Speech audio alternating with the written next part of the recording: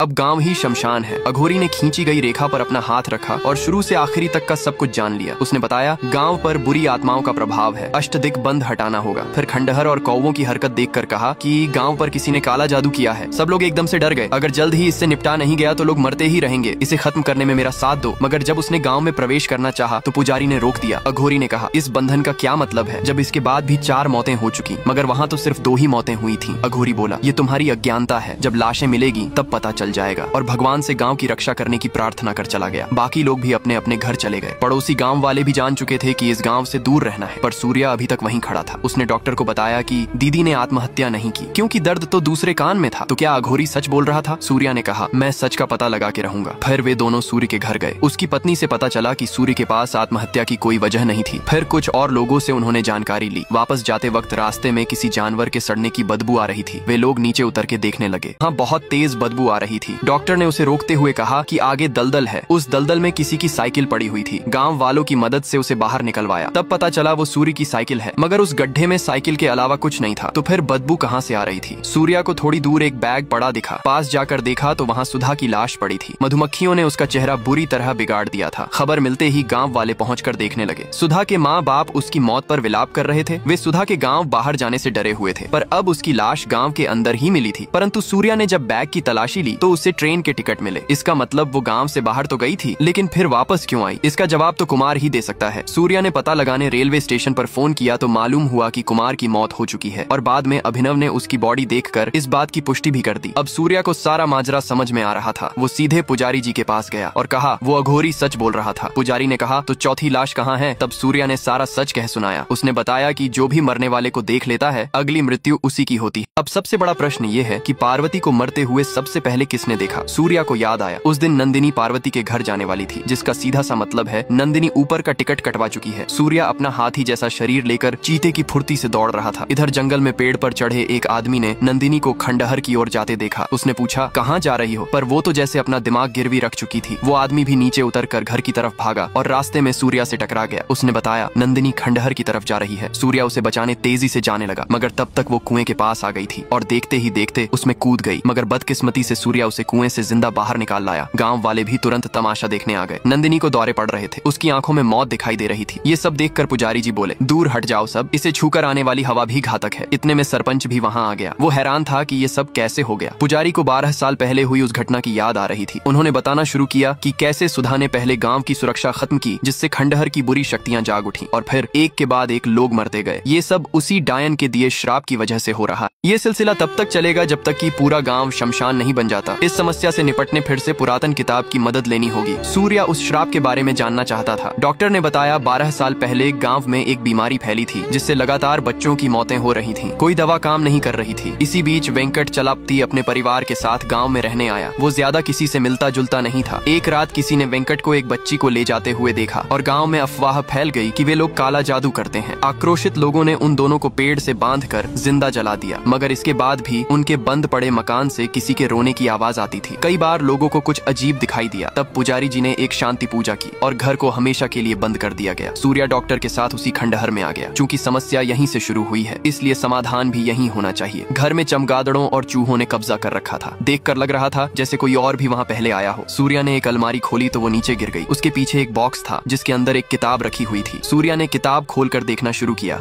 वेंकट की किताब में लिखा था, मरने के बाद भी 6 घंटे तक इंसान की आंखें जीवित होती हैं। उन्हीं के जरिए उसे फिर से जिंदा किया जा सकता है। इस किताब का हो रही मौतों से कुछ तो संबंध है। और वेंकट का लड़का आखिर कहाँ है? इधर सरपंच के घर पुरातन किताब पढ़ी जा रही थी। पुजारी जी ने बताया, मुसीबत से बचने का सिर्फ एक तरीका है, एक 6 फीट का ताबूत तैयार करवाओ। सरपंच ने तुरंत अपने आदमियों को ताबूत लाने भेज दिया। पुजारी ने आगे कहा, नंदिनी को उस ताबूत में डालना होगा। ग्रहण के समय बुरी शक्तियां कमजोर होती हैं। अगर उसी वक्त ताबूत में आग लगाकर उसे खत्म कर दिया जाए तो गाँव बच सकता है। सरपंच ये सब सुनकर दंग रह गया। उसे विश्वास नहीं हो रहा था। पुजारी जी ऐसा कैसे कह सकते हैं? अभय राजू बोला, इस गाँव में ये कोई नई बात नहीं है। पहले भी अपनी जान बचाने हमने कुछ लोगों को मारा है। सरपंच गिड़गिड़ाने लगा। वे लोग नंदिनी को जबरदस्ती ले जाना चाहते थे। तभी एंट्री हुई सूर्या की। 2-4 को तोड़ने मरोड़ने के बाद उसने सभी को चेतावनी दी कि दूर रहो नंदिनी से। सूर्या ने कहा, मैं समस्या का समाधान खोजने जा रहा हूँ और तब तक नंदिनी बेहोश रहेगी। पुजारी जी ने कहा, तुम्हारे पास सिर्फ 8 घंटे है। चंद्र ग्रहण से पहले ये हो जाना चाहिए।